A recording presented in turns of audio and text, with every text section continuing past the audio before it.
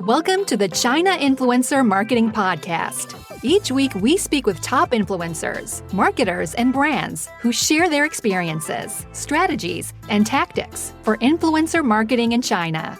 Here's your host, Lauren Hallanan.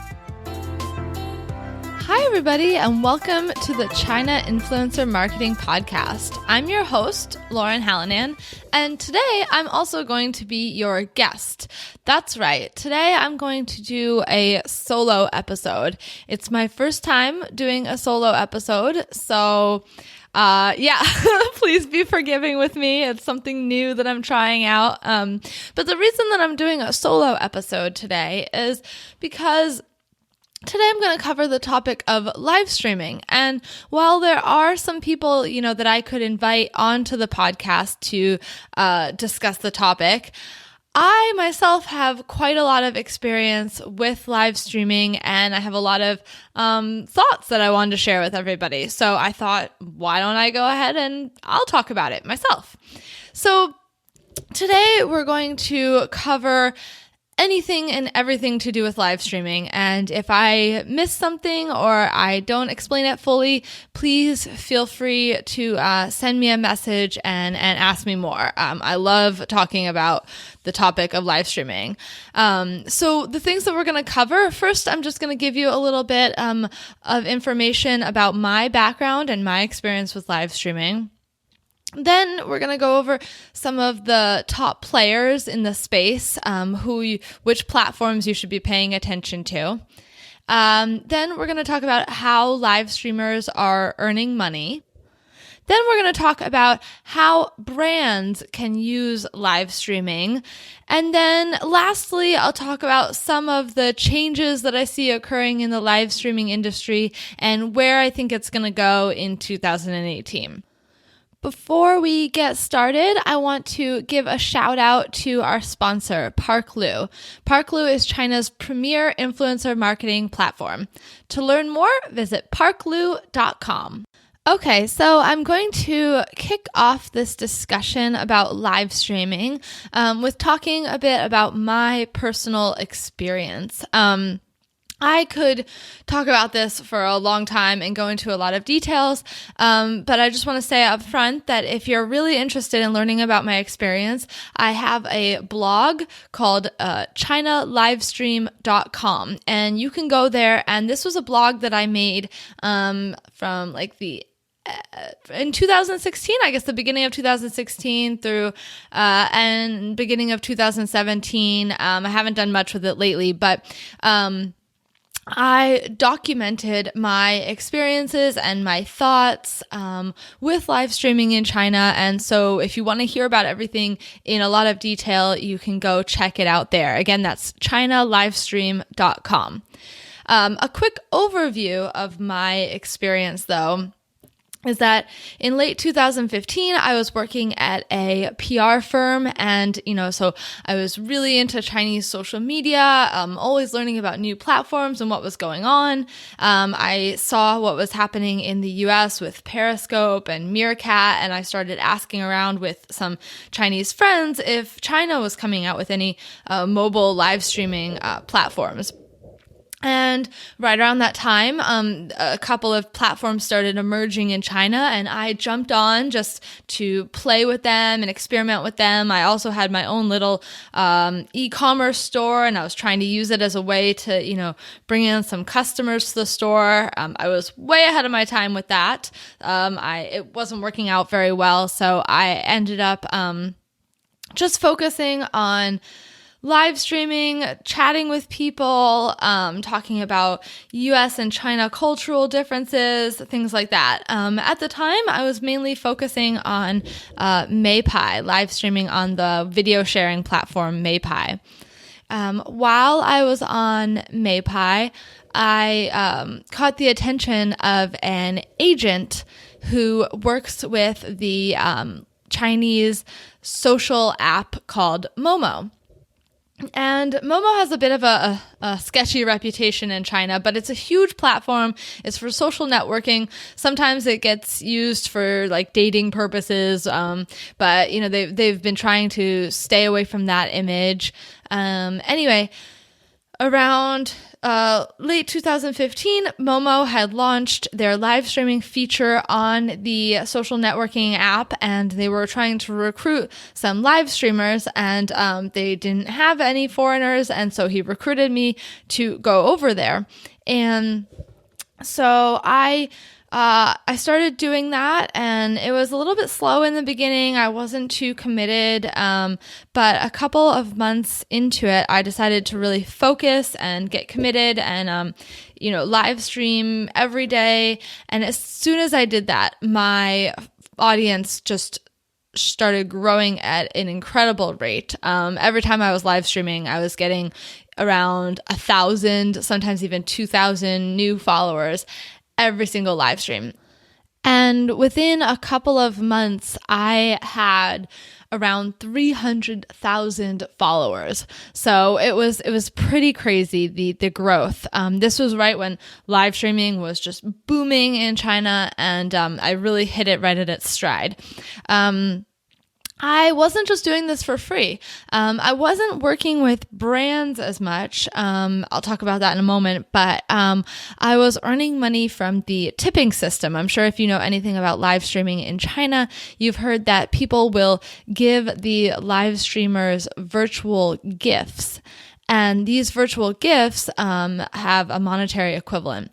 So I was earning anywhere between like $3,000 to $5,000 US a month from my live streaming. After doing that for a couple of months, I started to hit a plateau. I wasn't gaining as many followers every time I live streamed, and my earnings plateaued as well. This was partly due to me. I was feeling very burnt out and struggling with creating new types of content just due to my personal situation. And also, I think partly because that type of live streaming, the type of live streaming where you're relying on tips from the audience in order to earn money, I don't think that's very sustainable in the long term. And that's something that I can talk more about later on. So I started to explore other options because Momo is a very insular platform, and they do not encourage their live streamers and influencers to work with brands. Very rarely will you see brands collaborating with anyone on Momo. And so I found this to be really frustrating. I have 300,000 followers and I can't monetize them in any other way except for, trying to get gifts from them, virtual gifts. So I started looking into other platforms and playing around with Huajiao and Yizhibo, and also going back to Meipai where I had started out. And I was spending all my time live streaming. I was trying to keep up with Momo. I was trying to live stream on these other platforms. I also had other work that I was doing. So I was just crazy at that time. And as I started to grow my following on other platforms, the people at Momo noticed. I guess they, spend time on other platforms checking them out, and I got discovered. And they called me and they said, you're a Momo live streamer. You're not allowed to live stream anywhere else. And I don't know where this rule was. It must have been somewhere in a terms and conditions or something. But yes, apparently Momo live streamers are not supposed to be live streaming on any other platform. And so I was given 24 hours and only because I asked for 24 hours, I was given 24 hours to decide, do I want to keep live stream on Momo and abandon all of the other channels, or do I want to give up my account on Momo? And it was a really tough decision.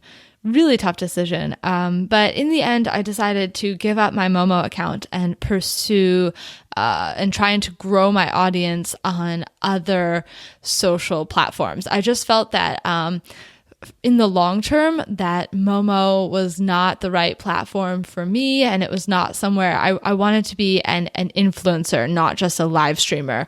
And I just felt like it wasn't right for me.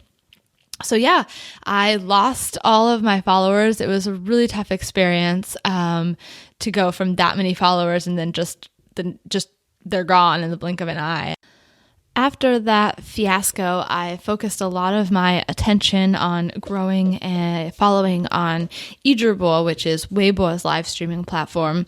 And around that time, I was also transitioning back to the US. And my first couple of months back in the US were definitely a trial and error period, trying to figure out how much I was going to be able to keep up with the live streaming and how it fit into my overall plans for growing my social media following. As I moved back to the US, I really started to focus on travel content, and while live streaming is great for travel content, there are also some issues with it as well. And I just found it really difficult to maintain the amount of live streaming that I had done back in China after moving back to the US. You know, I was working on other projects, and there was the time difference, and live streaming is just really exhausting. And I realized that, since the first couple months after moving back, I've really cut down a lot on my live streaming. There was also some issues in early June. Izhibo and some other platforms banned live streaming outside of China for a period of time. And ironically, I had built up my Izhibo account after I lost my Momo account, and then in June, my Izhibo account got, quote, temporarily shut down, but I only regained it recently. So it was shut down for about 6 months. So for the past 6 months, I've really slowed down a lot with live streaming. I occasionally live stream on Maypai, but now going into 2018, I'm definitely going to start live streaming again, but just not the way I was before. I'm much more strategic, and we'll talk about that. I'm definitely, there's some trends where the live streaming industry is going in China, and I've taken this time to reevaluate, and I think moving forward, I will be much more strategic in my live streaming than I was before. Again, if you want more details on my live streaming experience, you can check out my blog at chinalivestream.com. So now I want to move on and talk a bit about what are the top live streaming platforms in China and what are their differentiators. So as you may have seen from news reports, there are hundreds of live streaming platforms in China. Some of them are purely live streaming platforms, whereas others are apps that have added in live streaming features. I think a lot of people kind of go into live streaming without really evaluating which platform is necessarily the best for them. All of the platforms have their own characteristics, and now in 2017 there's been a lot of consolidation, so there's not as many live stream. 2016 was a huge year for live streaming, and there were tons of platforms, and now they've started to consolidate a bit. So I'm going to talk about some that I think are still very important and very worth paying attention to. So the first one, and one of my favorites, is Izhibo.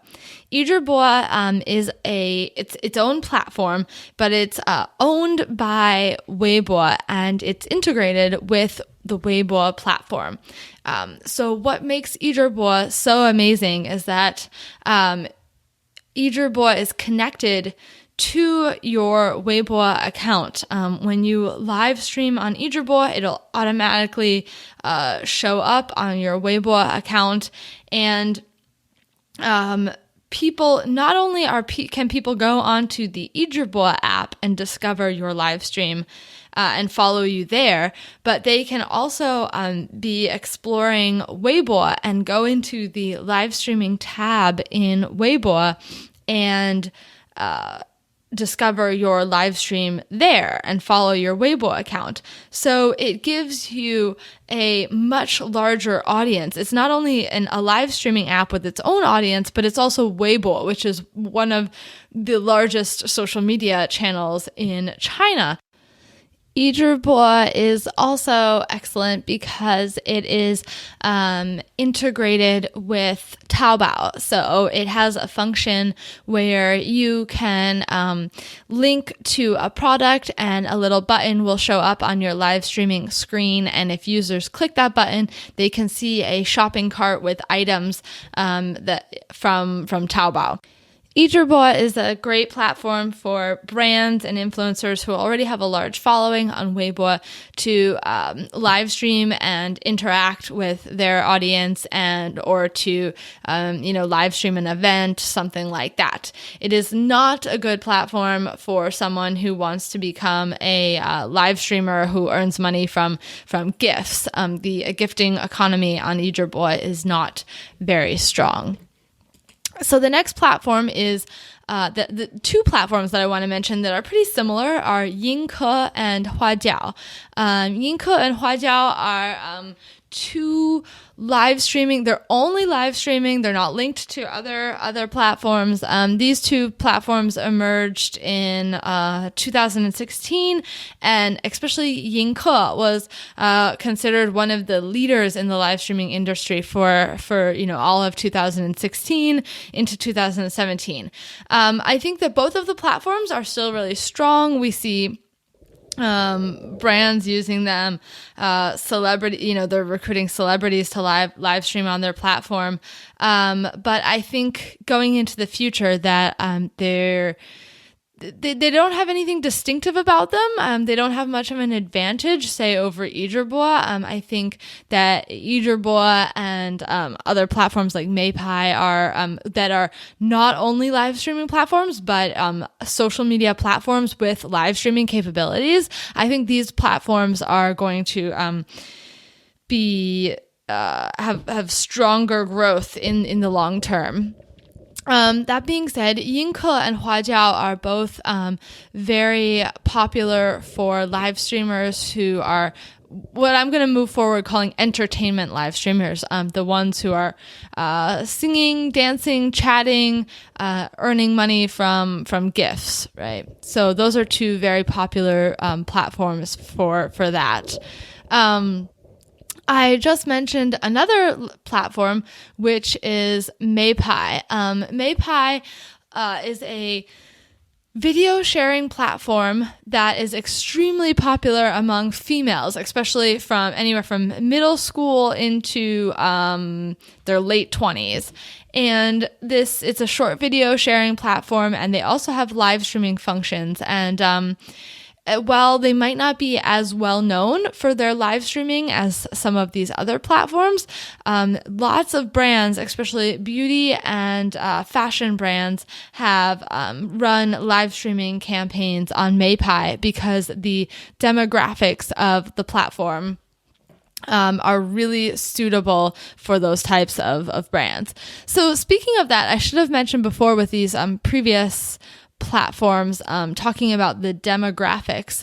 So that's something that people really need to think about. Either if you're a live streamer and you're planning on live streaming on these platforms, you need to think about, is this platform suitable because of the demographics? And same thing for brands. So Yizhibo is a great platform in the sense that the demographics are very similar to Weibo. They're more even as far as like male to female ratio, and there's a wider age range. I'm not sure for Yinke what the demographics are, but I know that for Huajiao, from my personal experience and from reading, that Huajiao is going to be, there's going to be significantly more male users than female users. And I feel like from my experience anyway, that many of the users of Huajiao are probably around around 30, slightly older male demographic. Meipai, as I said, is going to be a lot of young females, and it's skewing younger than maybe Ijibo. It's there, as I said, there's middle schoolers, high school girls, but there's also girls in their 20s, and even some. It's also a very popular app among moms, and like to talk about mommy baby type of topics. So, but just the female demographic is going to be very heavy on Meipai. So those are just some general live streaming apps that are really popular. We also have a lot of gaming live streaming apps in China. And two of the most popular gaming live streaming apps are Douyu and Panda TV. There's also another one that I think is backed by Tencent called Chushou, and I think that's been getting a lot of investment recently. Gaming live streaming is kind of its own category. It's been around for a really long time. Honestly, I could do a whole nother episode just about the gaming industry and gaming influencers in China. The esports industry is blowing up in China, especially over the past year or two, and gaming influencers are huge. They have really loyal followings. They earn a ton of money from gifting and also brand sponsorships. And, they live stream on their own. They live stream competitions. It's a huge industry. But I'm not going to focus too much on that today. The other type of live streaming platform are the e-commerce live streaming platforms. Those ones, specifically, people are going on to these platforms to shop. The two main ones are Taobao and JD. Taobao Live and JD Live Stream, or whatever it's called. So these are very similar to a shopping network, a QVC, the TV channels that we see here in the US, the shopping channels, where there's some kind of program and people are talking about products and promoting them, and there's a link on the live stream screen, and people can purchase the products directly while they're watching live streams. And these have become very popular in China. Again, the demographics, I think, are more female, for more females using this than males. But it's a huge audience. Between August 17th through September 17th of 2017, nearly 35 million people watched Taobao live streaming. So in 1 month, 35 million people watched Taobao live streaming. And it's really good for sales because people are going onto the app to buy things. If they're going to watch Taobao live streaming, it's because they're shopping. So you talking about the product isn't going to turn them off or offend them. But at the same time, people who are doing e-commerce live streaming, they still need to provide entertainment. They still need to make it interesting. It shouldn't just be sell, look at my product, here's my next product. There's lots of ways that they can make it entertaining at the same time. So I guess for brands, the decision whether you choose, Taobao JD type platform to live stream on or an Ijibo type platform really has to do with the purpose of your live stream.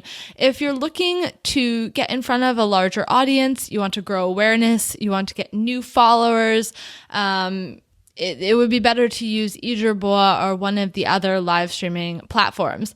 If you're looking for to do a live stream that generates more sales, then you're probably going to want to go to one of the e-commerce platforms. But I don't think, and I would have to do some research, but I don't think people are discovering new brands and products as much on these e-commerce live streaming platforms. I think, maybe they know that a brand that they like is going to live stream, and so they go on to watch that. I don't think there's as much discovery on those type platforms.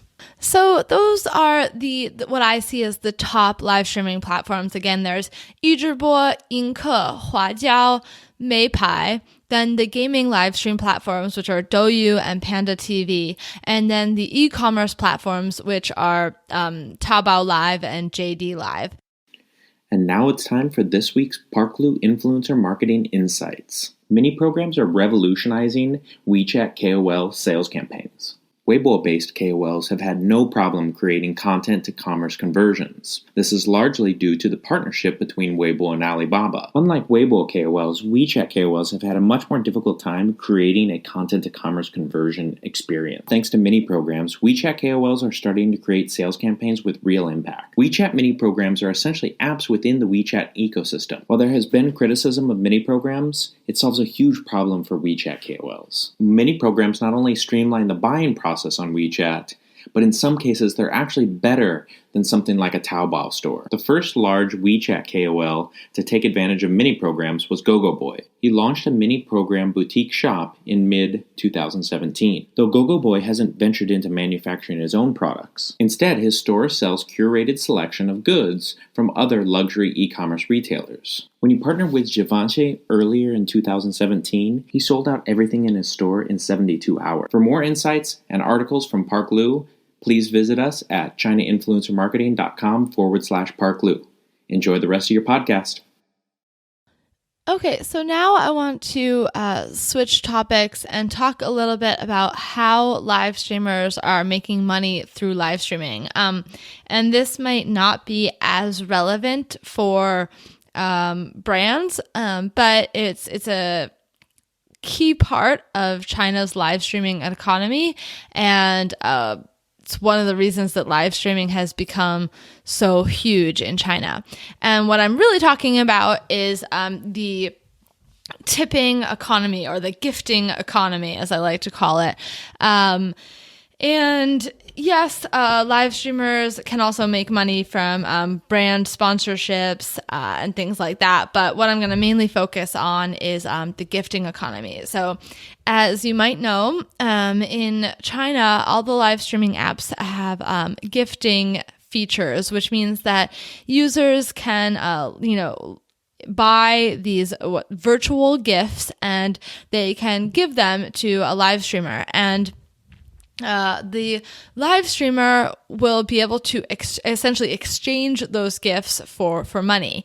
And this is how the platforms are earning money, because what happens is if a viewer gives me a gift that they paid 100 RMB for, then the platform will take a large cut of that, and the live streamer will only get a percentage.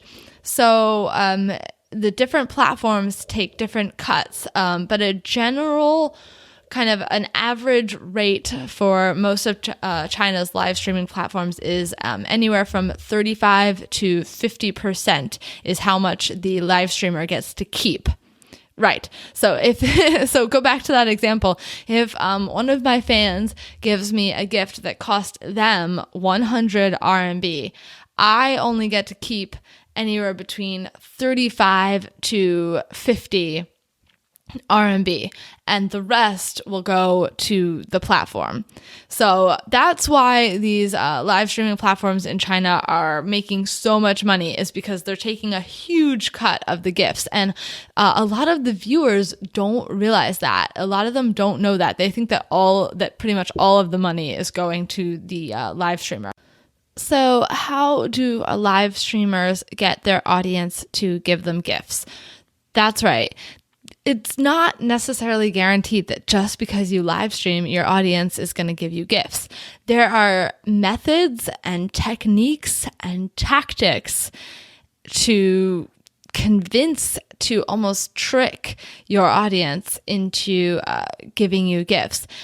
this is something that my the agent, remember I talked before about the agent that recruited me to go over to Momo. Well, there are lots of these agencies and agents that will work with the live streaming platforms to help recruit live streamers and then manage them. And part of the managing is training them how to convince their audience to give them gifts. So here are some of the things that the manager taught me. Again, remember, for me, I love social media and I love learning about Chinese culture and Chinese trends. So a big part of live streaming for me was a big social experiment. So whatever he taught me, I totally tried out because I just wanted to learn everything and anything that I could about live streaming. So for example, how you act during the live stream. You always need to put your makeup on and look good. You need to choose a place with good lighting and a good background. You ideally need to have some background music on. And your energy level needs to be super high. You just need to be happy, positive, energetic the entire time that you're live streaming. You also need to live stream for at least an hour, if not 2 hours, if not, he suggested 3 or 4 hours. I think that's just crazy. But anyway, all of those things are setting a good foundation for attracting an audience. Then, once you're starting to get an audience, there are several things that you can do to convince them to give you gifts. Number one is that anytime somebody does give you gifts, you thank them profusely and call out their name, right? This gives them recognition and it lets them know that, hey, if I give her a gift, I'm going to get attention, right? And you start to pay attention to the people who are giving you larger gifts, right? Because while you're live streaming, you're interacting with your audience, you're chatting with them, you're answering questions. So if you're choosing among tons of questions that are scrolling across the screen, you need to pick out the questions that are being asked by those audience members who are giving you large gifts, right? Because essentially they're paying for your attention. They want to be recognized. They want the other users to see them, to put them up on a pedestal. So you want to give them attention, right? So the worst thing you can do is if somebody gives you a huge gift and you just ignore it and you don't talk to them after that, right? That is the worst thing. They're not going to come back. So you essentially need to cultivate relationships with your big givers. I know this sounds super, super fake, and it is, but so you need to act as if you're interested in them, and as I said, just cultivate a relationship. At the same time, of course, that you don't want to neglect other people because there might be potential big givers in your audience who are, first-time viewers or are still deciding whether they like you or not before they give you gifts. So there's a lot of things to think about while you're live streaming if you're trying to earn gifts from your audience. At the same time, there's also some things that you can do to encourage them and incentivize them to give gifts. There are many live streamers that will dance or many live streamers that will sing. And for example, a lot of the live streamers that will sing will say, if you give X gift, then you can choose a song and I will perform it. It's almost like ordering a song, right? And you can create competition. Again, a lot of these platforms that rely on the gifting economy, the demographics are mainly male. The viewer demographics are mainly male. And the majority of the live streamers are female. So As a live streamer, you can create these a feeling of competition, a feeling that Chinese people really care about face, about their pride, right? So if somebody has been giving you a lot of gifts and another person comes in and starts giving you gifts, you can create a sense of competition between the two audience members. For example, you can say that whoever gives you the most gifts in this live stream will follow them on the platform. If you follow them, that's like an honor, right? That means that you can directly talk to them and they're considered as your friend, right? Or, the top 2 givers will get to join a special group that you've created on WeChat or QQ. Different things like these to promote competition between the viewers and incentivize them to give you. It turns it into a game, right? They want to be the best. They want to give you the most, and it gives them face in front of all of the other viewers. And also, of course, they think that they're going to have a closer relationship with the live streamer. So that brings me to another point that also felt very sketchy. All of this felt very sketchy for me. But anyway, is that the agent said, do not reveal that you are in a relationship. I had a boyfriend, then became fiance, then we became married. I never revealed any of that on my Momo live stream. If you want gifts from your audience members, they need to think that you are single. Now, I personally felt uncomfortable lying, so I would just find ways to not answer questions related to relationships or to, respond to a question with a question and deflect it. But I just never mentioned that. I think a lot of people might have assumed, but I just would never straight up say that I was in a relationship. And so, probably there was a lot of viewers who were giving me gifts because they wanted to get to know me better, and they thought that by giving me gifts that I would like them. So you can see that gifting style live streaming is a bit disingenuous.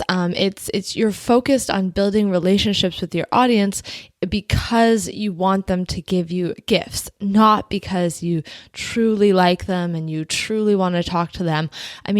Of course, while I was live streaming, I had a lot of what I would call true fans. They loved talking to me. I loved talking to them. I knew all about their lives. They would tune in every day. So I did cultivate real relationships, but these people weren't necessarily the ones that were giving me all the gifts. So I did have to spend a lot of time cultivating relationships with, followers. Talking to people that I didn't necessarily get along with because I thought that they might give me a substantial gift. So I think you can understand that this type of live streaming, this type of live streamer is a totally different format, a different vibe.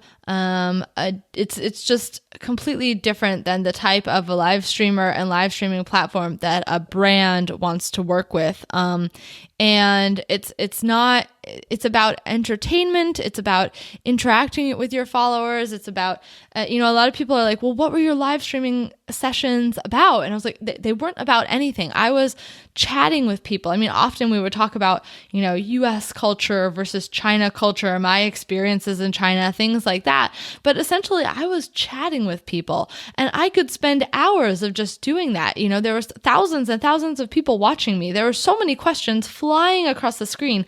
I could easily fill up in live streams just answering questions and talking about things, And that is what my audience wanted. So but obviously that's not the right type of live stream for a brand to be working with. So I really advise brands to understand the live streamer and the platform that they are on. And just because they have hundreds of thousands of followers doesn't mean that they are necessarily good for working with a brand, which is again why one of the reasons, the main reason why I decided to leave Momo and work on developing my other social channels and developing different types of content. Now, I'm much more focused on providing valuable content to my audience. I focus on travel and US lifestyle and culture. And so when I live stream, I'm not looking for anything in return. I just want to create a great connection and provide them with value. So if you want to work with live streaming influencers, you should look for this type of live streaming influencer as opposed to the gifting type. Now, I could go on and share a lot more details about that type of live streaming, about all of the effort that goes into it and all of the interaction and, how much you need to talk to your fans. And anyway, but I don't want to focus on that too much in this episode. So if you have more questions about that, feel free to message me or to check out my website. So I want to transition now to talk about how brands can be using live streaming. I think live streaming is a huge opportunity for brands, and we've seen some brands using it, but I think that they could be using it in more innovative ways. So right now, we often see brands using live streaming as a way to promote their events.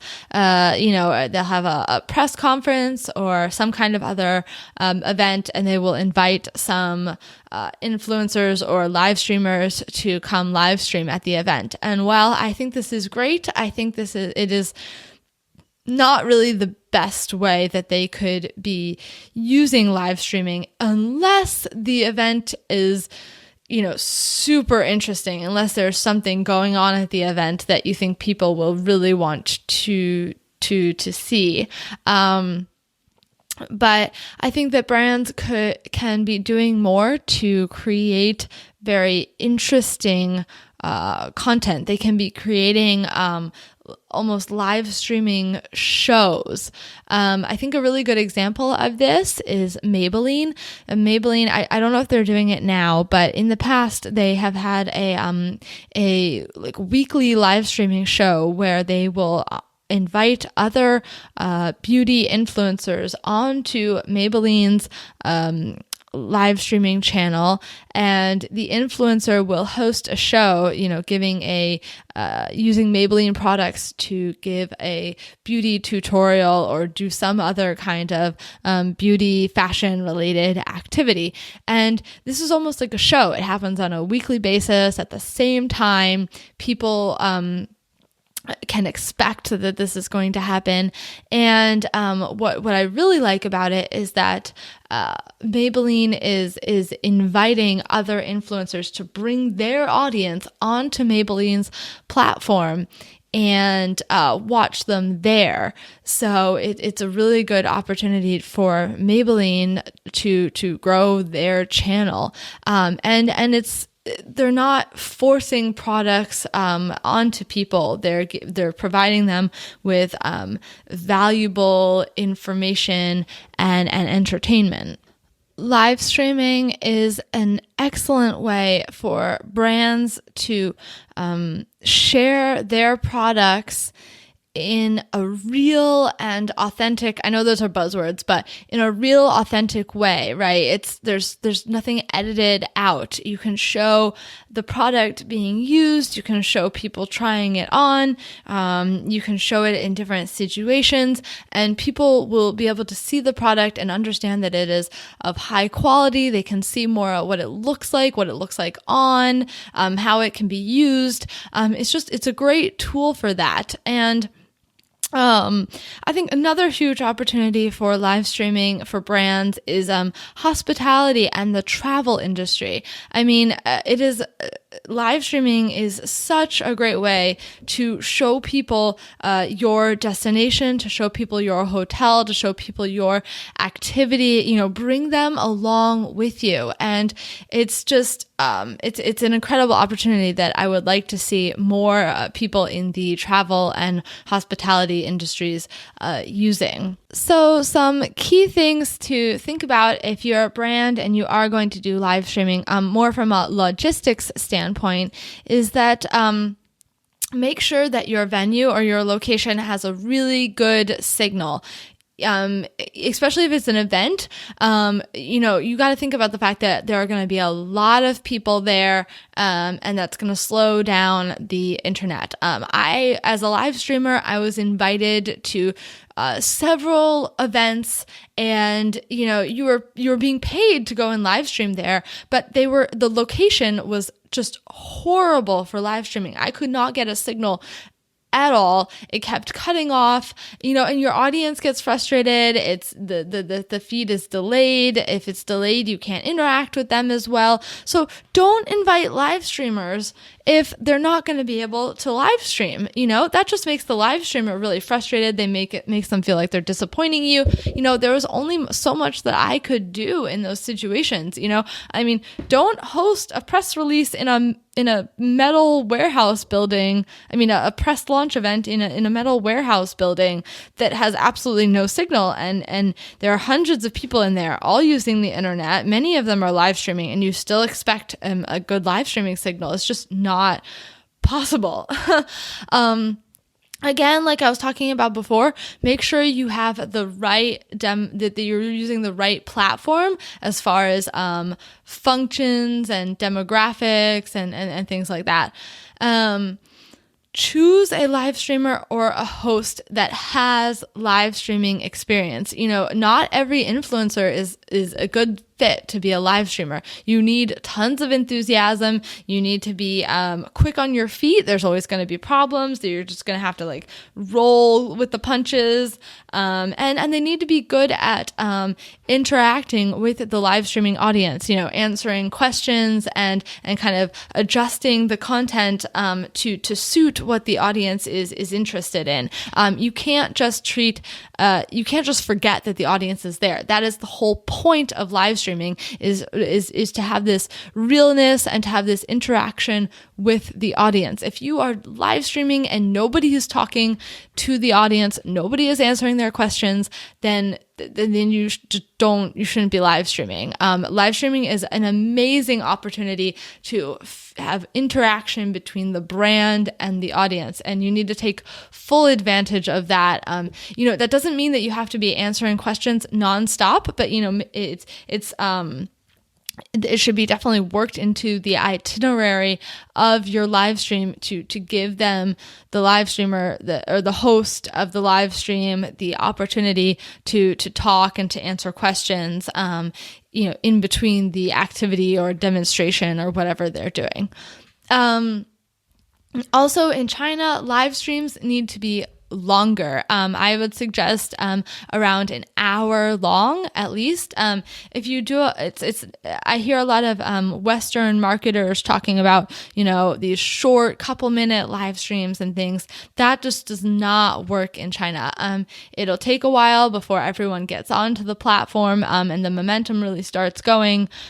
So you really need to be prepared to have a program and a plan to do around an hour-long live stream. And the last thing I want to talk about are my predictions for the future of China's live streaming industry. As I mentioned, in 2017, there was a lot of consolidation. A lot of the smaller players just couldn't keep up and have left the industry. And we see that not only is there consolidation, but kind of as I was talking about before, there's more specialization, more niche live streaming platforms. There's gaming live stream, there's educational live streaming, there's e-commerce live streaming.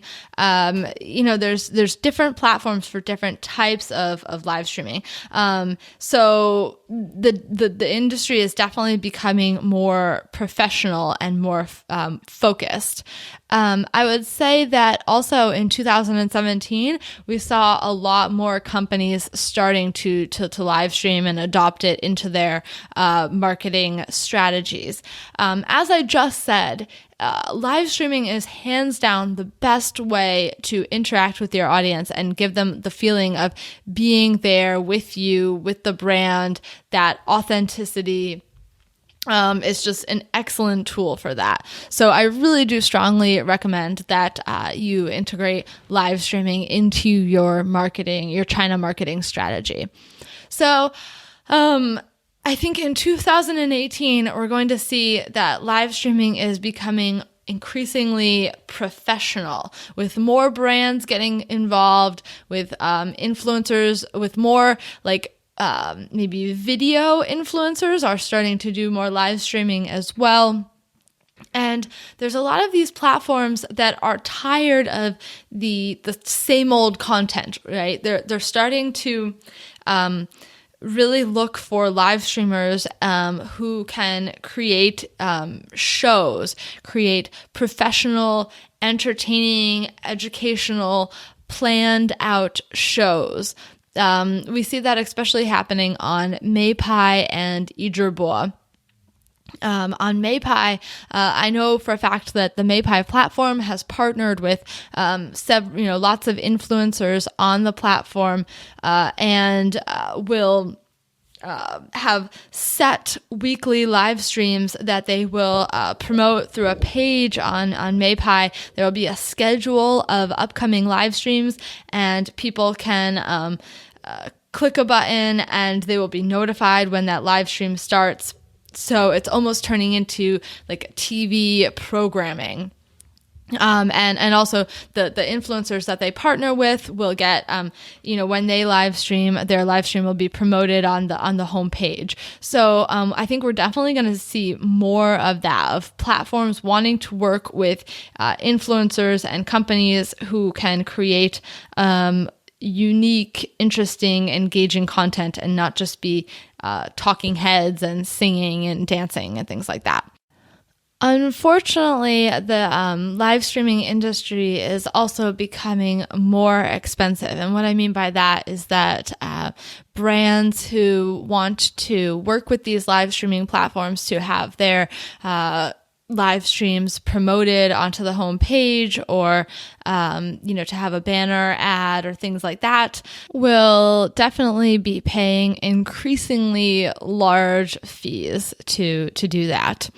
I think we will continue to see the gifting style, entertainment style live streams for the near future, but I just don't think that they're going to be as popular as they were before. And I think we've already seen that it's becoming increasingly harder for live streamers to earn money through gifting. So definitely going to be turning more towards more informational, educational, more show-like, more professional type live streaming content this coming year. Well, I'm going to wrap it up and end there for this episode. I could go on talking about live streaming for a long time, and I don't want to overwhelm you or possibly bore you with too many of the details. I hope, I would love to hear what you guys think about the solo episode. I hope that it was okay. It's definitely a big adjustment for me. I'm much more used to the interview style, and I'm a prolific writer, but especially recently, I haven't had as many opportunities to speak at length about these topics. I do a lot of writing about them, but not a lot of speaking about them. So I'm definitely feeling a little bit rusty, but that's a goal of mine for 2018. This year, I would like to do a lot more speaking about influencer marketing and social media marketing in China. So this is a step in the right direction. And as usual, I really appreciate you guys for listening. I would love to hear your feedback regarding the length, the topics, the guests or not having guests, any thoughts that you might have. And if you enjoy the podcast, I really hope that you can share it with other people, share it with your friends. And as usual, the show notes can be found at chinainfluencermarketing.com. So again, thank you so much for listening, and I will talk to you next week.